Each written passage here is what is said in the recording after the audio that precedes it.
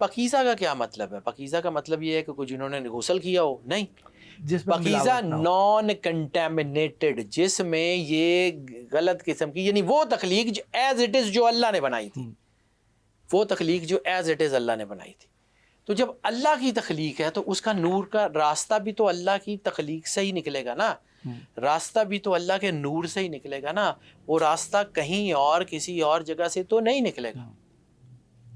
تو صرف اور صرف اللہ کے نور کی وجہ سے ہوگا جو ہوگا، اور کسی چیز سے کچھ نہیں ہوگا، نہ کسی بابے سے، نہ کسی اور چیز سے، نہ یہ صدقہ بھی تو کیا کرتا ہے، صدقہ کیا کرتا ہے کہ آپ کی نیگیٹیوٹی کو کنٹرول کرتا ہے، اور پھر وہ آپ کی پاکیزگی بڑھ جاتی ہے، وہ نور آ جاتا ہے، آپ کی چیزیں ٹھیک ہو جاتی ہیں. یعنی میرے سے بھی یہ پوچھا جاتا ہے کہ جی کنا صدقہ جی، اور میں نے کسی کو ایسے ہی کہہ دیا کہ جی گوشت کا صدقہ جی، وہ ہڈی والا بغیر ہڈی والا، میں کہا جی وہ کسی نے آپ اپنی نیت سے دے دیں جس کو مرضی، کیونکہ آپ جب اللہ کے راستے میں دیتے ہیں تو اللہ کو نہ اس کی کوالٹی سے غرض ہے، نہ کوانٹٹی سے غرض ہے، نہ مہنگے سستے سے غرض ہے، نہ اس بات سے غرض ہے کہ اتنی مرتبہ دینا ایک بار. میں یہ لوگوں کو جب یہ وظائف سے، مجھے لوگ کہتے ہیں کہ جی آپ وظائف سے منع کر دیتے ہیں، میں ان کو لاجیکلی، میں چونکہ لاجکس کا آدمی ہوں، عالم نہیں ہوں، لیکن جتنا کہ مجھے لاجکس سمجھ آتے ہیں.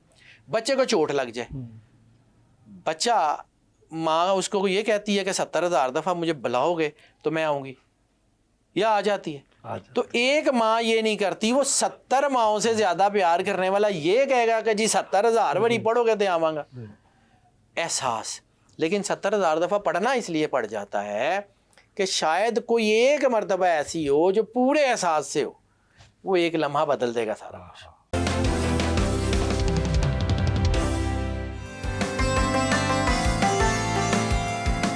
سید حیدر جعفری سے گفتگو کا سلسلہ جاری رہا.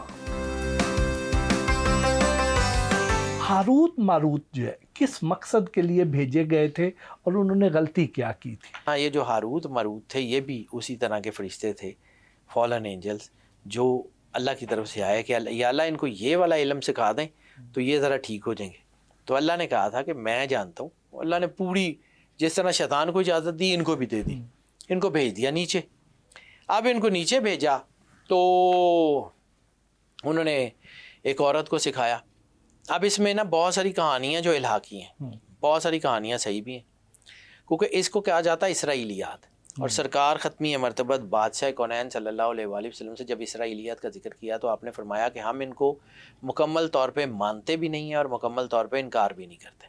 اس میں کچھ چیزیں ٹھیک ہیں، کچھ چیزیں غلط ہیں.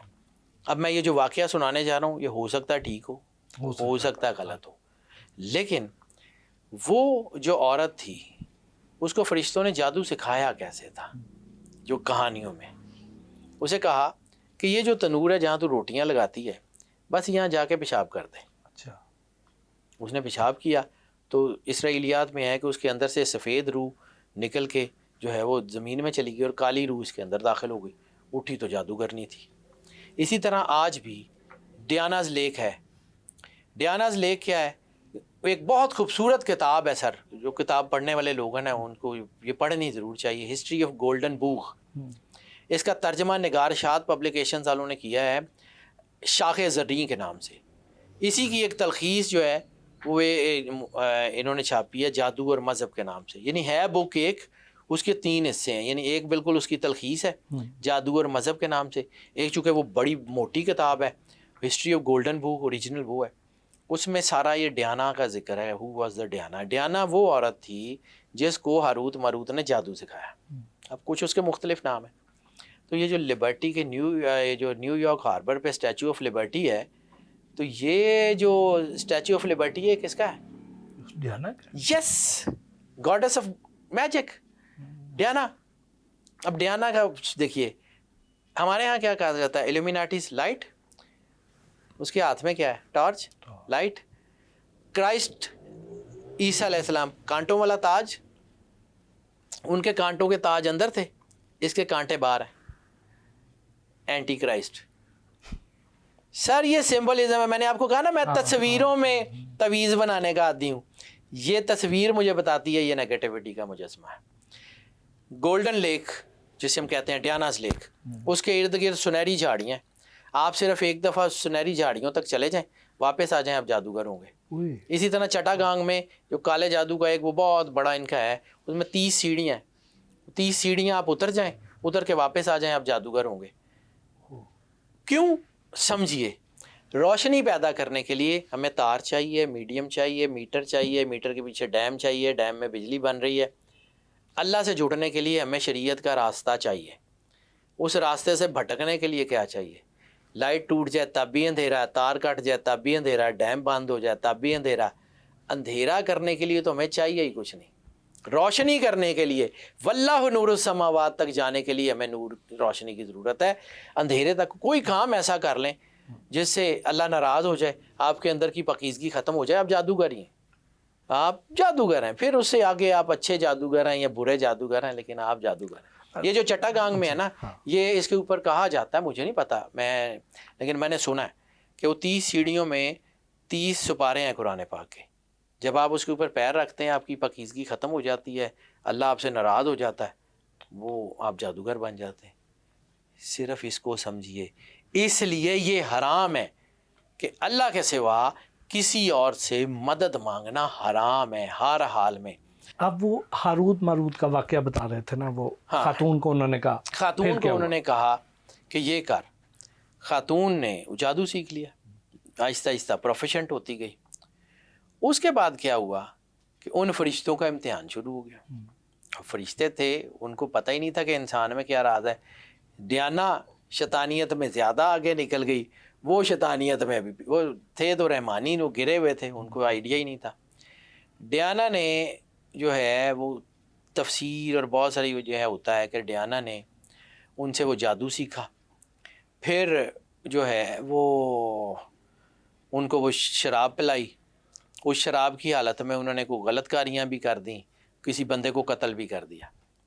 ان کے اوپر وہ وبال پڑ گیا, وہ وہاں سے جو ہے وہ پھنس گئے, وہ اپنے اس میں پھنس گئے. اور ڈیانا وہ جادو سیکھ کے, کچھ لوگوں کا خیال ہے کہ ڈیانا جو ہے وہ اس نے وہ جادو ایسا سیکھا کہ وہ امر ہو گئی, وہ پلینٹ بن گئی. کچھ لوگوں کو خیال ہے کہ یہ جو وینس ہے, میں سنی سنائی باتیں کر رہا ہوں, یہ جو وینس ہے یہ وہ ڈیانا ہے.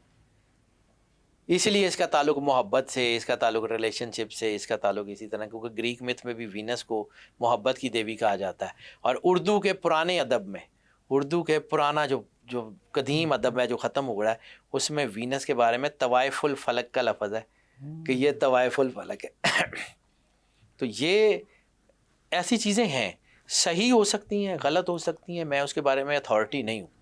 اور وہ جو ہاروت ماروت ہیں ان کو پھر کنویں میں لٹکا دیا گیا, وہ سزا کے طور پہ, کیونکہ اب واپس نہیں جا سکتے. فالن اینجل واچرز جو ہیں, یہ حضرت نوح علیہ السلام کا طوفان بھی کیوں آیا تھا. حضرت ادریس علیہ السلام, انوک ادریس علیہ السلام کا لقب ہے. ادریس علیہ السلام کے دور میں جب یہ واچرز اپنی پورے پیک پہ تھے, تو حضرت ادریس علیہ السلام کو اللہ نے وہ طاقت دی, اور اس طاقت کے ذریعے انہوں نے جتنے پورٹلز تھے وہ سارے بند کر دیے. وہ پورٹلز, کیونکہ جو ہے نا یہ جو ذوالقرنین کا سفر ہے نا, وہ بھی اسی, یہ میں نے کہا نا یہ ایک ہی سکے کے کئی رخ ہیں, یہ بھی اسی میں سے ایک ہے. حضرت ادریس علیہ السلام نے اللہ کے حکم پہ وہ پورٹلز بند کر دیے جہاں سے وہ آسمان پہ آیا جایا کرتے تھے. اس کے بعد حضرت ادریس علیہ السلام نے جب وہ پورٹلز بند کیے تو وہ یہاں پھنس گئے. اس کے بعد جب وہ یہاں پھنس گئے, اوپر جا نہیں سکتے تھے, تو پھر اللہ نے حضرت ادریس علیہ السلام کے ذریعے ان کے پوتے, یعنی ان کے پڑپوتے, حضرت ادریس علیہ السلام سے ان کے پوتے نے رابطہ کیا. جب حضرت ادریس علیہ السلام چوتھے آسمان پہ گئے اور وہاں پہ ان کی روح قبض کر لی گئی, تو ان کے پوتے جو حضرت نوح علیہ السلام کے والد تھے, ان سے جو ہے وہ ان کا رابطہ ہوا, اور انہوں نے کہا کہ اپنے بیٹے نوح کو کہو کشتی بنائے. تو وہ کشتی اس لیے آئی کہ وہ جو جتنی نان کنٹامنیٹڈ اسپیشیز تھیں ان کو غرق کرنا مقصود تھا, تو اللہ نے وہ غرق کر دیے. کچھ ان میں سے بچ گئے, کچھ ایسے تھے جو کوئی ایسی چیزیں سیکھ کے باہر نکل گئے. وہ طوفان آیا تو وہ باہر چلے گئے, وہ واپس آ گئے. تو یہ اللہ کا بنایا ہوا سسٹم ہے.